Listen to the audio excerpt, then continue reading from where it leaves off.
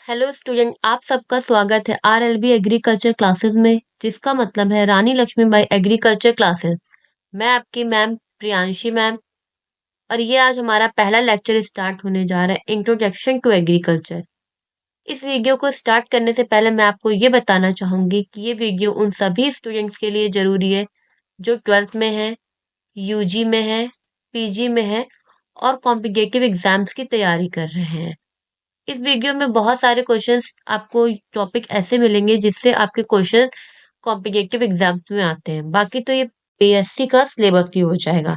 तो इस वीडियो को स्टार्ट करते हैं हम, जिसमें हम आपको एग्रीकल्चर क्या होता है उसके बारे में जानकारी देंगे, उसकी हिस्ट्री बताएंगे, साथ ही साथ उसकी उत्पत्ति कैसे हुई, कब से वो शुरू हुआ है, और साथ ही साथ हम इसकी कौन कौन सी इसकी ब्रांचेस है, मतलब इसकी कौन कौन सी शाखाएं होती हैं, इसके बारे में हम इस वीडियो में जानेंगे।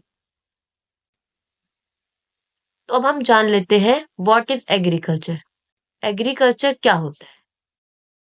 Agriculture have to meet the basic need of human civilization by providing food, clothing, shelter, medicine and recreation। जैसे कि हम सब जानते हैं कि एग्रीकल्चर हमारी बहुत सारी दैनिक जरूरतों को पूरा कर सकता है। ह्यूमन की पूरी नींव जो है, बैकबोन जो है, वो हमारी कृषि पे आधारित है। एक पूरी की पूरी सिविलाइजेशन, एक पूरी की पूरी हम बात करें तो एक समय काल जो कि हमारा सिविलाइजेशन पे निर्भर है, चाहे अनाज के रूप में हो गया, चाहे कपड़ों के रूप में हो गया, चाहे हमें शेल्टर की ही बात क्यों ना करें। Hence, agriculture is the most important enterprises in the world। जैसे कि हम जानते हैं कि हमारे पूरे विश्व में एग्रीकल्चर जो है उसकी एक अलग ही महत्व है। It is the most protective unit where the free gift of nature namely land, light, air, temperature and rain water etc. ये हमारे नेचर, प्रकृति से दिए हुए हमारे ऐसे रिसोर्सेज हैं, जैसे कि हमारी लाइट हो गई, रोशनी हो गई, हमारी भूमि हो गई, हवा हो गई, जिसपे मनुष्यों का कोई वश नहीं है। ये सब हमारे नेचर की दी हुई बहुत ही महत्वपूर्ण इकाई है, जिनके माध्यम से हम कृषि में अपना योगदान दे सकते हैं। Are integrated into single primary unit indisciplinable for human being, जो कि एक सिंगल इकाई है जिसके अंतर्गत मनुष्य अपने बहुत सारे क्रियाकलापों को कर सकता है और अपनी जरूरतों को पूर्ण कर सकता है। Secondary productive units namely animals including life stock, birds, insects feed on this primary unit. जैसे कि मैंने आप सबको बताया कि जो एग्रीकल्चर है, कृषि जो है, वो एक प्राइमरी, एक महत्वपूर्ण इकाई है, एक बेसिक यूनिट है, जिसके ऊपर बहुत सारे जीव जंतु, मनुष्य निर्भर है। तो उसमें जो दूसरी महत्वपूर्ण इकाई है वो हमारे है पशु पक्षी की, जो कि हमारे कृषि पे लाइफ स्टॉक हो गई, हमारी चिड़िया हो गई, पशु पक्षी हो गए, जीव जंतु हो गए, वो सब हमारे प्राइमरी सोर्स पे निर्भर करते हैं, जो जिसको हम कृषि कहते हैं। And provide concentrated products such as meat, milk, wool, egg, honey, silk and glass। और इनसे जैसे कि हम बेसिक यूनिट में तो हमारी फसलें हो गई और हमारे फल हो गए, इसके अलावा हमें लाइफ स्टॉक जो हमारा सेकेंडरी इकाई में हो, द्वितीय महत्वपूर्ण इकाई है, उसके माध्यम से हम अपना मांस हो गया, अंडा हो गया, दूध हो गया, साथ ही साथ शहद हो गया, सिल्क हो गई, और अपना लाख लाख का भी कीट होता है जिससे चूड़ी वगैरह बनती है, उन सब को हम प्राप्त कर सकते हैं। अब हम एग्रीकल्चर को डिटेल में जान लेते हैं। Agriculture is a Latin word. जो ये लैटिन शब्द की बात की गई है, ये एक बहुत ही इंपॉर्टेंट टर्म है जो कि हमारे कॉम्पिटिटिव एग्जाम से पूछा जा सकता है कि कृषि कौन से भाषा से लिया हुआ शब्द है। Agriculture is the backbone of our economy. हमारे देश की रीढ़ की हड्डी कृषि को ही माना जाता है, क्योंकि इसका बहुत बड़ा योगदान है हमारे देश की इकोनॉमी को बढ़ाने में। Agriculture is the activity for the production of food, fibre, fuel, furniture, further etc. इसको हम 6F के नाम से भी जानते हैं, जिसकी सहायता से हम फूड, फाइबर मतलब हमारी जो भी रेशे होते हैं, फ्यूल हमारा ईंधन, फर्नीचर जो हमारे घर में जो भी सामान होता है लकड़ी का, और फडर हमारे चारे की व्यवस्था हम कृषि के माध्यम से कर सकते हैं। अब हम इसकी परिभाषा देखते हैं तो इसका मतलब है agriculture is a science and art and business of protection crop and life stock for man use and employment. जो कृषि है वो एक हमारे लिए एक साइंस है,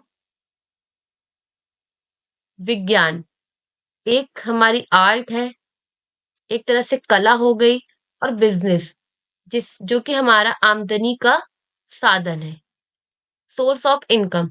इन तीनों ही चीज से मिलके संगठित होके एक शब्द बना है जिसे हम बोलते हैं कृषि, मतलब कि एग्रीकल्चर, जिसके अंतर्गत हमारे फसल आ जाती है और लाइफ स्टॉक आ जाता है, जो कि हमारे डेली की जरूरतों को पूरा करने के लिए बहुत एक महत्वपूर्ण अंग है। सुबह होते ही हमें सबसे पहले खाना या फिर ब्रेकफास्ट चाहिए होता है, तो वो कैसे मिलता है? वो हमें एग्रीकल्चर से ही मिलता है। दूध, दूध हमें लाइफ स्टॉक से ही मिलता है।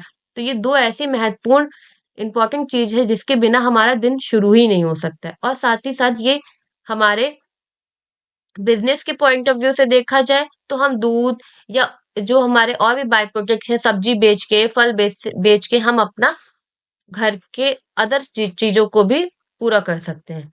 Also we can say agriculture is a science and art, both in which we study all the human activity related to use of soil. इस परिभाषा के अनुसार एग्रीकल्चर एक ऐसी क्रिया है, एक ऐसी कला है, एक ऐसा विज्ञान है जिसके अंतर्गत मनुष्य अपनी वो सारी की सारी गतिविधियों को पूर्ण करता है जो कि एक मिट्टी, एक मृदा के हिस्से पे कर सकता है। उसके पास जितना भी अनुभव होता है किसान का, वो अपना सब वो मिट्टी पे झोंक देता है ताकि एक हमें अच्छा उत्पादन मिल सके, एक अच्छा हमें पौष्टिक आहार मिल सके। तो जो भी कला एक किसान चाहे तो वो अपने सॉइल पे दे सकता है, अपना पूरी पूंजी सॉइल पे इन्वेस्ट कर सकता है ताकि वो अच्छा हमें आउटपुट दे सके। वो हमारा एग्रीकल्चर कहलाता है। जैसे अभी तक हमने जाना कि एग्रीकल्चर जो है वो लैटिन भाषा से लिया हुआ शब्द है। एग्रीकल्चर जो शब्द है वो हमारा दो शब्दों से मिलकर बना है, एगर, जिसका मतलब है सॉइल, जिसको हम मृदा कहते हैं, और कल्चर का मतलब होता है कल्टीवेशन।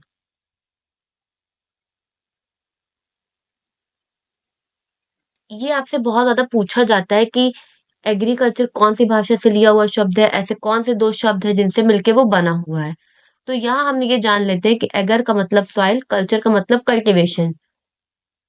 मैं आपको ये बताना चाहूंगी कि जो भी शब्द आपके कल्चर या फिर आपके जिन शब्दों में आपका एलटी का यूज होता है, बेसिकली वो शब्द आपके लैटिन भाषा से लिए होते हैं। एक ही आपका एक्सेप्शनल केस है जिसको हम बोलते हैं लैक कल्चर। लैक कल्चर में लैक कल्चर का वैसे तो इसमें कल्चर की बात हो रही है, बट ये शब्द में एक ये दिक्कत है कि ये शब्द आपका टोटल आपका लैटिन भाषा का नहीं, क्योंकि इसमें कुछ पार्ट आपका ग्रीक का मिक्स है। तो एक यही एक्सेप्शन केस है, बाकी आपके बाकी जितने भी शब्द में एलटी का यूज होगा या जिसमें भी कल्चरल करके लगा होगा, वो सारे शब्द आपके लैटिन भाषा से लिए होंगे। जैसे कि आपका क्लाइमेट हो गया,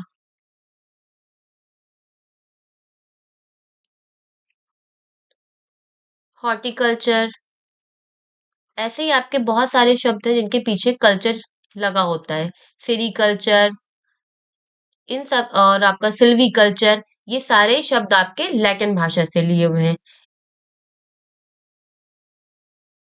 ऐसे शब्द जिनके लास्ट में वाई का यूज होता है और आपका नॉमी का यूज होता है, वो शब्द आपके, और साथ ही साथ मैं ऐड करना चाहूंगी लॉजी वाले, वो सारे शब्द आपके ग्रीक भाषा से लिए हुए होते हैं।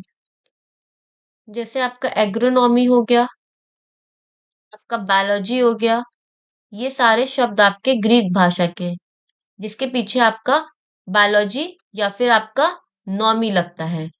तो जो मैं बताना चाहूंगी आपको कि इसमें भी एक एक्सेप्शनल केस होता है आपका पोमोलॉजी।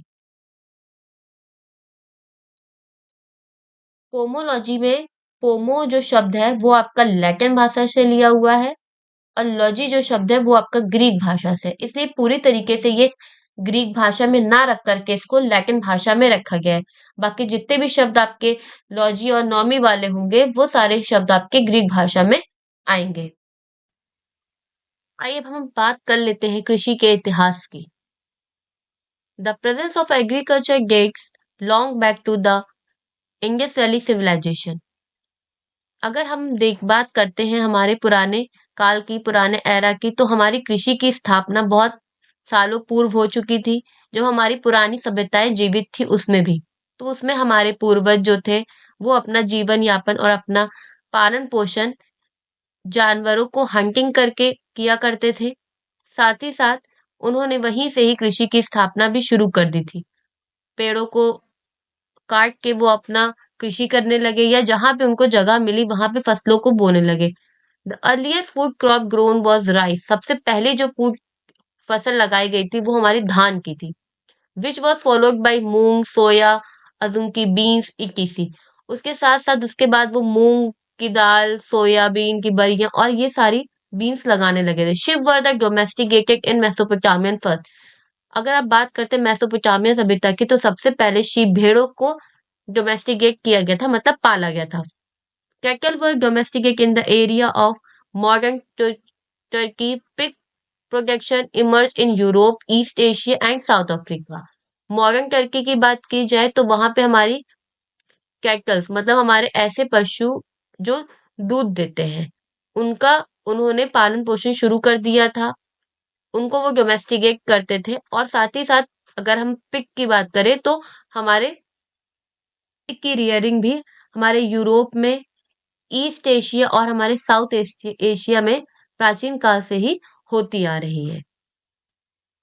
अगर मैं आपको एक बहुत इंटरेस्टिंग फैक्ट बताती हूँ, तो वो फैक्ट ये है कि सबसे पहले हमारे यहाँ कृषि की शुरुआत या कृषि को पहचाना था वो हमारी महिलाओं ने ही पहचाना था कि एक सीड से कैसे एक पौधा बनता है और पौधे से वो फसल बनती है और वो पूरे की पूरी सभ्यता को अनाज प्रदान कर सकती है। तो इसका बारे में जानकारी हमारी महिलाओं को ही सबसे पहले हुई थी। प्राचीन काल में हमारे पूर्वज अपना जीवन यापन करने के लिए शिकार पर निर्भर हुआ करते थे। साथ ही साथ वो शिकार से ही अपने परिवार का पालन पोषण किया करते थे। उसके बाद उनकी जिंदगी में परिवर्तन आए तो उन्होंने डोमेस्टिकेशन शुरू किया, जिसमें हम पशुपालन करते थे और साथ ही साथ उनका रियरिंग भी किया करते थे। उसके बाद उन्होंने जानकारी हासिल की रूट क्रॉप कल्चर की, जिसमें उन्होंने एक बीजे के माध्यम से पौध तैयार किया, पौध के माध्यम से पेड़ तैयार किया। पेड़ या हम फसल भी कह सकते हैं। और साथ ही साथ उस फसल के माध्यम से वो अपने परिवार का पालन पोषण किया करते थे। इसके बाद धीरे धीरे उन्होंने मूव ऑन किया शिफ्टिंग कल्टीवेशन में। शिफ्टिंग कल्टीवेशन के माध्यम में उन्होंने पेड़ों को काटना शुरू किया। पेड़ों को काटते थे, 10 से 15 साल के लिए वहां पे भूमि पे अनाज लगाते थे और अनाज लगाने के बाद जैसे जैसे उसकी उर्वरक क्षमता कम होती जाती थी, वैस और उनको जितनी लगात वो लगा रहे हैं उतनी उससे कम ही उनको आउटपुट मिलता था। तो उन्होंने वहां पे उम, आग लगा लगा करके वहां से चले जाना ही उचित समझा। तो उसको एक साइंटिफिक टर्म में नाम दे दिया गया स्लैश एंड बर्न मेथड। आज भी ये शिफ्टिंग कल्टीवेशन पहाड़ों पे होता आया है, लेकिन इसके एक ड्रॉबैक, सबसे बड़ा ड्रॉबैक इरोजन का, और भूमि हमारी बहुत ज्यादा इसकी वजह से खराब हो रही है। इसकी वजह से लैंडस्लाइडिंग बढ़ती जा रही है। इसके बाद हम लोगों ने सब्सिस्टेंस एग्रीकल्चर की तरफ मूव ऑन किया। इसमें हमने मॉडर्न एग्रीकल्चर को स्थापित किया, जिसमें हमने नए तौर तरीके कृषि के समझे।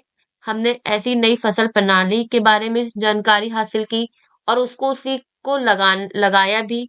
हमने बहुत सारे यंत्रों के बारे में जानकारी हासिल की, जिसके माध्यम से हम अपने जो भी हमारे प्राइमरी ऑपरेशन से उनको हम बढ़ा सकते थे। हमने सिंचाई के बहुत सारे यंत्र और उनके काफी सारी विधियों के बारे में जानकारी हासिल की। हमने बहुत सारे फर्टिलाइजर, जैविक और खनिज उर्वरकों के बारे में जानकारी हासिल की। ये सब हमारी 17th सेंचुरी के दौरान स्थापित हो चुका था। लेकिन जैसे जैसे हमारा मॉडर्न एग्रीकल्चर पैर पसारता गया, उसके साथ ही साथ हम लोगों ने कमर्शियल एग्रीकल्चर को भी सेटअप कर दिया। जैसे-जैसे हमारी आउटपुट जो थी वो इंक्रीज़ होती गई और हमारे मॉडर्न एग्रीकल्चर बढ़ता गया, उसके साथ ही साथ हम लोगों ने बहुत सारी समस्याएँ भी फेस की। जैसे हमारा वाटर पॉल्यूशन हो गया, बायोफीड बैक हो गया, जेनेटिक मॉडिफाइंग ऑर्गेनिज्म हो गया, farm subsidies leading to alternate approach such as that of the organic movement। जैसे जैसे हमारी समस्याएं बढ़ती गई, मृदा पोल्यूशन, हमारा पानी प्रदूषण और हमारा कई अन्य तरीके से हमारे जो जैविक जो हमारे माइक्रो ऑर्गेनिज्म थे, सूक्ष्म जीव थे, वो पूरी तरीके से अपना कार्य नहीं कर कर पा रहे थे, कार्य करने में बहुत असमर्थ हो रहे थे और हमारे बहुत सारी हम ह्यूमन्स को भी बीमारियों से सामना करना पड़ रहा था। तो उसको मद्देनजर रखते हुए अब धीरे-धीरे हम लोगों ने ऑर्गेनिक मूवमेंट की तरफ अपना रुझान बढ़ाना शुरू कर दिया है। तो चलिए अब जान लेते हैं एग्रीकल्चर की ब्रांचेस के बारे में। इसकी प्रमुख ब्रांच होती है crop production. It deal with the production of various crop which include fruit crop, fodder crop, fiber crop, sugar, while seed etc. It includes agronomy, soil science, entomology, pathology, microbiology etc. The aim is to have better food production and how to control the disease. Crop production basically आपके दो parts में इसको हमने बांटा हुआ है। पहला हमारा एग्रोनॉमी, दूसरा हमारा हॉर्टिकल्चर।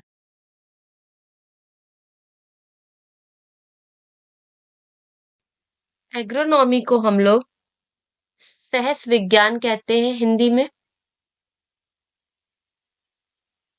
और हॉर्टिकल्चर को हम लोग उद्यान विज्ञान के नाम से जानते हैं।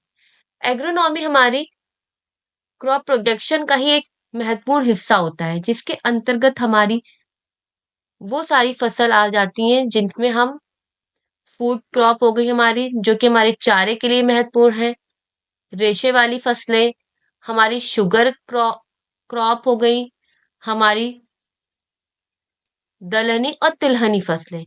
ये सारी फसल हमारी एग्रोनॉमी के अंतर्गत आ जाती है। हम इन सब फसलों का अध्ययन करते हैं, साथ ही साथ इसका कैसे हमें रख-रखाव करना है, कैसे हमें इसको लगाने से लेके इसका अंत तक हमें इसकी कैसे रख-रखाव, कैसे सुरक्षा करना है, इन सब चीज़ों का अध्ययन हम एग्रोनॉमी में करते हैं।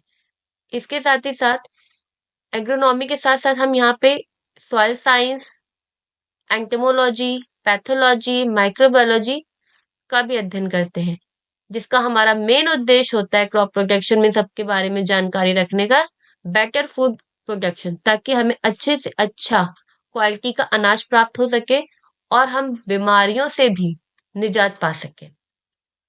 इसके साथ ही साथ सबसे इम्पोर्टेंट हमारी ब्रांच होती है हॉर्टिकल्चर।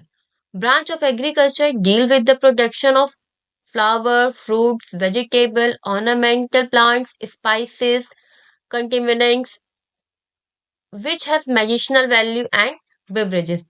हॉर्टिकल्चर हमारी एक बहुत ही प्रमुख ब्रांच है एग्रीकल्चर की। उद्यान विज्ञान का मतलब होता है जिसके अंतर्गत हम फूलों के बारे में, हमारे फलों के बारे में, हमारी सब्जियों के बारे में अध्ययन करते हैं। साथ ही साथ इसके अंतर्गत हम मसालों का और ऐसी ऐसी फसल का अध्ययन करते हैं जिनका की मेडिसिनल उपयोग में भी वो शामिल की जाती है। बेवरेजेस जिनसे हमारी वाइन्स हो गई, विस्की हो गई, ये सब बनती है और दवाइयाँ भी शामिल हैं इसमें। उन सारी फसलों का अध्ययन हम हॉर्टिकल्चर के अंतर्गत करते हैं।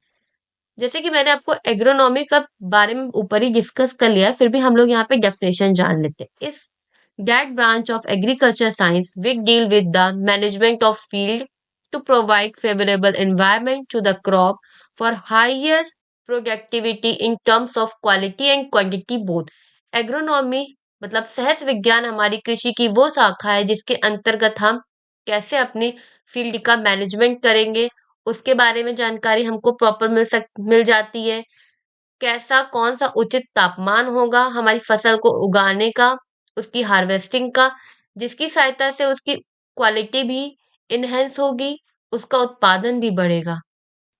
मेन हमारी एग्रीकल्चर की 3 ब्रांचेस होती हैं, जो कि वो तीनों ही एक दूसरे से लिंक्ड होती हैं।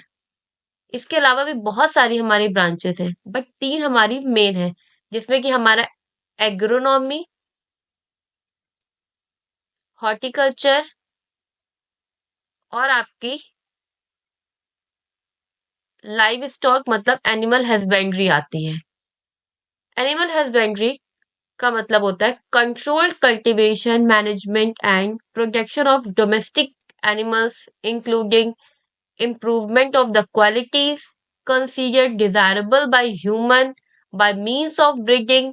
Animals are bred and raised for utility, just like food, fur, pleasure, and research, such as beekeeping, dairy farming, etc. Live stock हमारी एक बहुत ही महत्वपूर्ण ब्रांच होती है, जिसके सहायता से हम अपना रोजगार बढ़ा सकते हैं और अपनी देश की इकोनॉमी में भी बहुत बड़ा रोल अदा कर सकते हैं, जिसमें हम ऐसे पशुओं को रखते हैं, उनका रख रखाव करते हैं, उनको उनका पालन पोषण करते हैं, जो कि हमारे दुधारू होते हैं और हमारे डोमेस्टिक एनिमल्स के अंतर्गत उनको कैटेगरी में रखा जाता है। इसमें हम उनकी ब्रीडिंग के बारे में पढ़ते हैं, उनकी हेल्थ के बारे में देख सकते हैं, उनका कैसे उनका प्रजनन करा सकते हैं, इन सब के बारे में हम पूरा जानकारी प्राप्त करते हैं, ताकि और ऐसी ब्रीड्स को हम और बढ़ावा देते हैं और प्रमोट करते हैं, जिनसे हमें अदर आउटपुट मिल सकते हैं, जैसे कि हमारा अदर जैसे मीट हो गया, एग हो गया, एक तरह से दूसरी तरफ सामान पहुंचाने में भी मदद कर सकते हैं और हमारा रिसर्च में भी उनका योगदान काफी महत्वपूर्ण है। उसके साथ साथ हम शहद मधुमक्खी पालन करके शहद का प्रोडक्शन कर सकते हैं, अपने डेयरी फार्म हाउस खोल सकते हैं। तो ये सब आपका बहुत ही महत्वपूर्ण कुछ एग्जाम्पल्स है, जो कि एनिमल हस्बेंड्री या फिर लाइफ स्टॉक के अंतर्गत इनको इंक्लूड किया जाता है। इसके बाद कुछ इंपॉर्टेंट ब्रांचेस के बारे में हम जान लेते हैं, जो जो कि इसके अदर ब्रांच है, जैसे कि आपका एपीकल्चर। एपीकल्चर में हम जिसमें मैंने आपको लाइफ स्टॉक में बताया बी कीपिंग, इसकी एक अलग से पढ़ाई भी की जाती है, एक सब्जेक्ट के तौर पे पढ़ा जाता है, जिसके अंतर्गत हम कैसे लार्ज अमाउंट में मधुमक्खी पालन कर सकते हैं, उसकी सहायता से हम कैसे हनी प्राप्त कर सकते हैं और कैसे उनकी ब्रीडिंग करा सकते हैं, उनके ज्यादा से ज्यादा रिप्रोडक्शन करा सकते हैं। इस सब का अध्ययन हम एपीकल्चर में करते हैं। फिर हम बात करते हैं यहाँ सेरीकल्चर की। सेरीकल्चर जिसमें हम सिल्क वर्म की रेयरिंग करते हैं, जिसमें हम सिल्क वर्म की रेयरिंग करते हैं। इसके अंतर्गत हम अच्छी क्वालिटी का सिल्क प्राप्त कर सकते हैं। फिर इसके बाद हम लाख कल्चर की बात करते हैं, जिसमें कीड़ा होता है लाख का, जो बेसिकली हमारे सहतूत के पेड़ों से अपना भोजन प्राप्त करता है। इनसे बने हुए जो आभूषण है वो बहुत ही ज्यादा एक्सपेंसिव होते हैं, और इन पेड़ों की बात कर ली जाए तो ये काफी ज्यादा अ, इनको इनका रख रखाव करना काफी दिक्कत वाला काम होता है, काफी टफ होता है, और साथ ही साथ उन कीड़ों का भी इसका वैसे बहुत ज्यादा फायदा होता है अगर हम अच्छे से इसको कर पाए। फिशरी साइंस जिसके अंतर्गत हम पूरा फिशेस के बारे में अध्ययन करते हैं, उनकी ब्रीडिंग, उनका रिप्रोडक्शन, उनका क्या नेचर है, और कैसे किससे कौन कौन सी ऐसी ब्रीड्स होती है जिनको हम एज अ डायरेक्ट खाली कंज्यूम करने के तौर पे भी इस्तेमाल कर सकते हैं। फिर हम बात करते हैं एग्रीकल्चर इंजीनियरिंग की। इस सब्जेक्ट से बच्चे बीटेक भी कर सकते हैं, और साथ साथ इसमें हम यंत्रों के बारे में बेसिकली हम इसमें यंत्रों के बारे में जानते हैं, जैसे हमारा ट्रैक्टर हो गया, हमारे टेलर्स के इम्प्लीमेंट्स हो गए, इन सब की स्टडीज करते हैं। इसके बाद बात करते हैं हम सॉइल साइंस की। ये बहुत ही इंपॉर्टेंट ब्रांच होती है। अगर हमारी मृदा ही स्वस्थ नहीं होगी, अगर हमारी सॉइल ही हेल्दी नहीं होगी, तो क्रॉप की बात ही छोड़ दीजिए। तो इसीलिए हम सॉइल साइंस का अध्ययन करते हैं, जिसमें हम ये जानते हैं कि कहाँ से सॉइल की उत्पत्ति हुई है, कितने प्रकार के हमारे इंडिया में सॉइल है, और कहाँ कहाँ कौन कौन सी क्षेत्र में कौन कौन सी मृदाएं पाई जाती हैं और हमारी कौन सी फसल के लिए कौन सी मृदा अच्छी होती है। तो इस वजह से हमारे लिए सॉइल साइंस जो हो गया वो बहुत ही क्रॉप प्रोटेक्शन के लिए बहुत ही महत्वपूर्ण हिस्सा है। प्लांट पैथोलॉजी के अंतर्गत हम डिजीजेस के बारे में अध्ययन करते हैं।